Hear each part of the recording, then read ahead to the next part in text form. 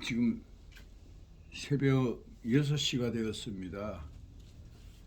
2021년 12월 오늘 7일 화요일인데, 어제 이제 야상이라 해서 서산 가는 짐을 싣고 이제 조금 후에 이제 서산으로 출발합니다. 서산 여기 새벽에 가면 1시간 정도 걸리는데 7시 반에 이제 짐을 내리는 거예요.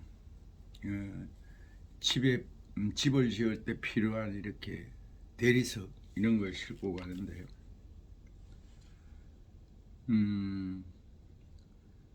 사람은 누구나 이렇게 인생에 살다 보면은 실패도 하고 억울함도 당하고 아픔도 있고 병도 들고 이럽니다.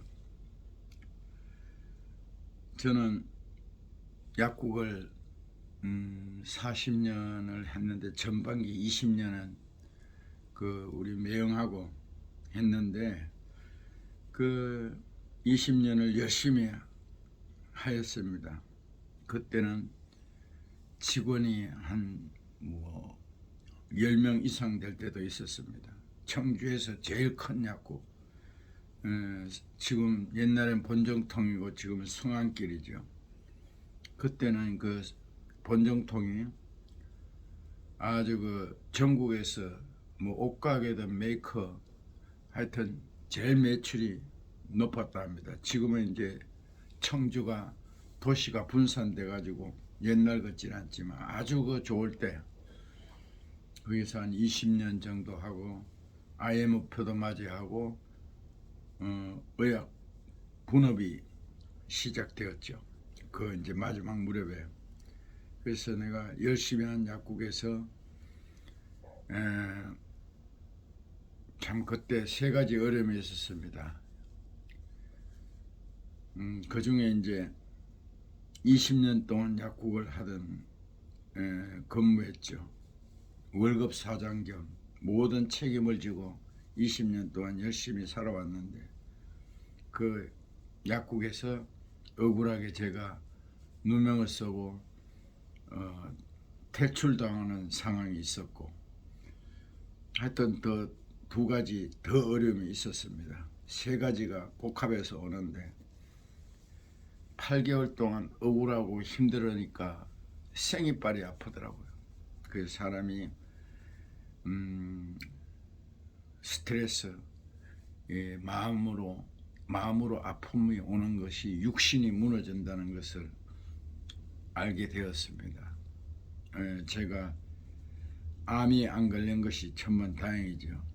그러나 하나님께서는 저도 실패 등등 계속 이렇게 잘된 일만 있는 것이 아니라 실패, 억울함, 아픔 이런 것들이 있었죠. 그러나 퇴출당하는 무렵에 억울함을 당하고 이랬지만 하나님께서 준비한 곳이 있었어요. 사창동에 자리를 준비해 놓고 거기서 제가 한 20년 가까이 이제 약국을 성공적으로 이루고, 그냥 그때 약국이 맨 땅이 헤딩한 거죠.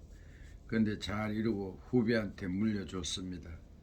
지금은 진짜 내 영혼, 자유하는 영혼, 자유하는 일, 자유하는 삶을 살고 있습니다. 무질서는 아닙니다. 그래서 하나님께서 억울함을 당할 때 그 약국 자리를 준비해 놓고 나를 사람을 통해서 억울하게 하고 밀어냈습니다. 그러나 하나님은 그 약국 자리를 사창동에, 지금도 사창동에 상당히 약국이 있는데 그 자리를 예비해 놓고 저를 사람을 통해서 억울하게 하고 이렇게 결국은 그 약국에서도 열심히 살았죠. 그래서 지금은 1년 전에 평택에 일을 하러 왔습니다. 청주는 일을 하고 싶어도 사람은 많은데 일자리가 적고 평택 쪽에는 항이 있고 수출입이 많기 때문에 나이가 들어도 사람은 적고 일자리는 많습니다. 그래서 특별하게 이 안중이라는 곳에 원룸이 특별하게 많습니다. 객지에서 사람들이 많이 일하러 왔기 때문에요. 그래서 칵이라는 동양 최대의 사료 공장에서 일을 하는데 저는 즐겼습니다.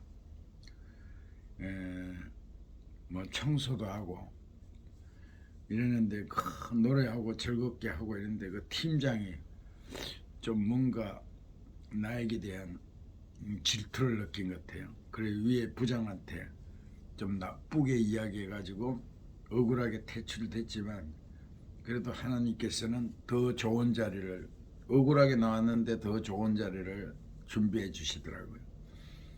아파트 미화원입니다.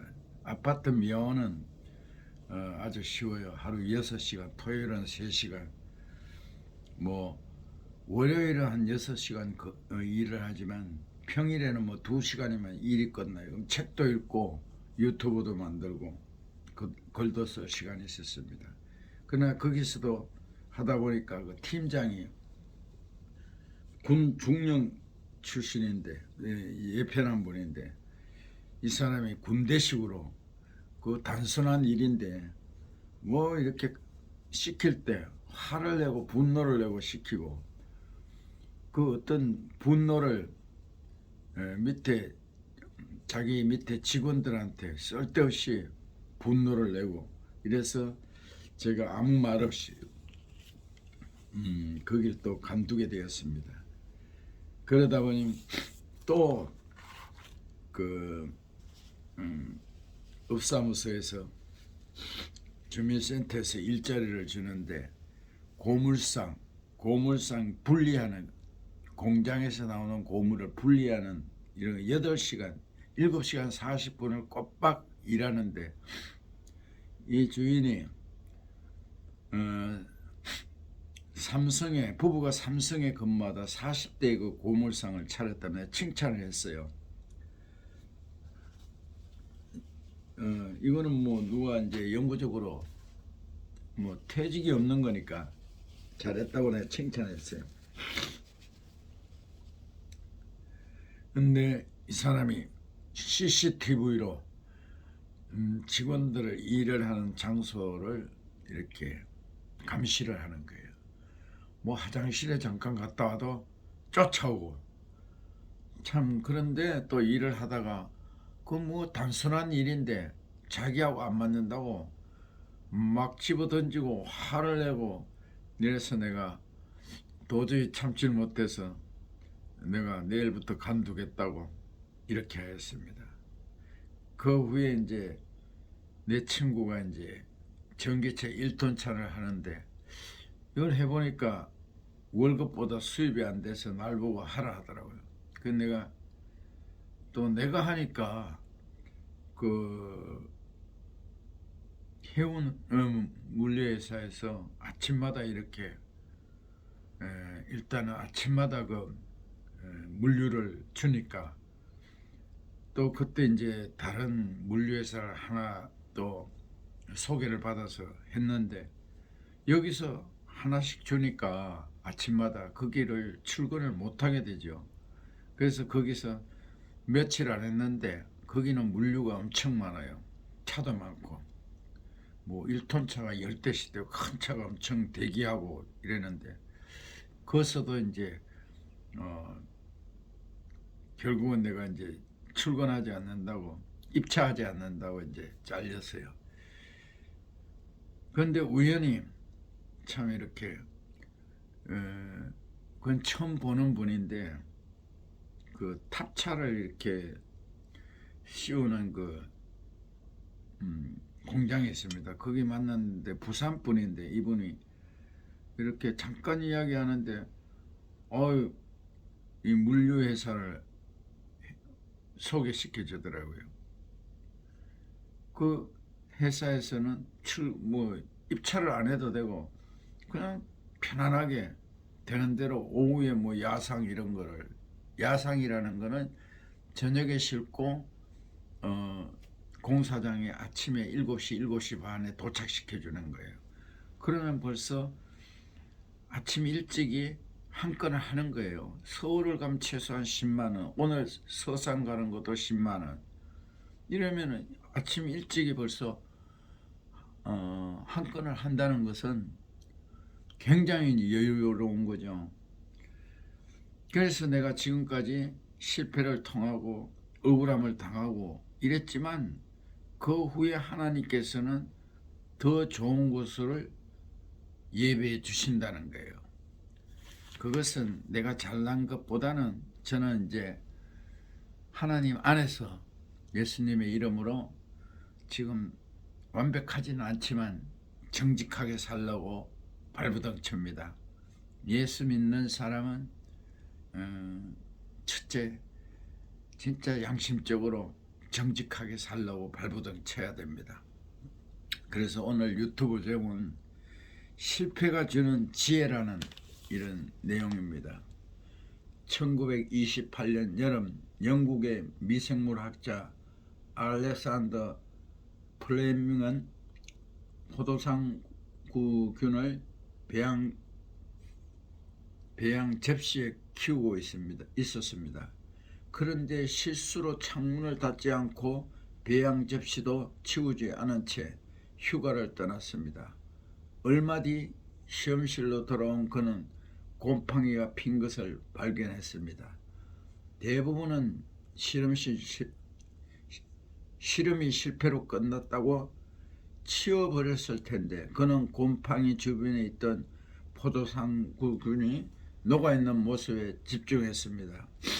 푸른 곰팡이가 포도상구균의 성장을 막고 있다는 것을 알아차리고 페니실린을 개발하게 됐다고 합니다. 옛날에 우리 페니실린 항생제 유익하게 쓰였죠. 지금은 이제 그걸 안 쓰지만 항생제가 굉장히 이제 더 이렇게 인체에 덜 해롭고 좋은 이제 부작용이 적은 것으로 계속 진화하고 있죠. 하나님은 실패처럼 보이는 상황에서 우리에게 말씀하고 가르치십니다. 실패 속에서 욥은 귀로만 듣던 하나님이 아니라 가까이서 눈으로 바라보는 하나님을 만났습니다. 베드로는 2배 가득 찬 물고기를 바라보며 예수님이 랍비가 아니라 주님이심을 발견했습니다. 무엇보다 실패처럼 보이는 십자가를 통해 우리는 제3을 받고 자녀의 건설을 누리게 되었습니다.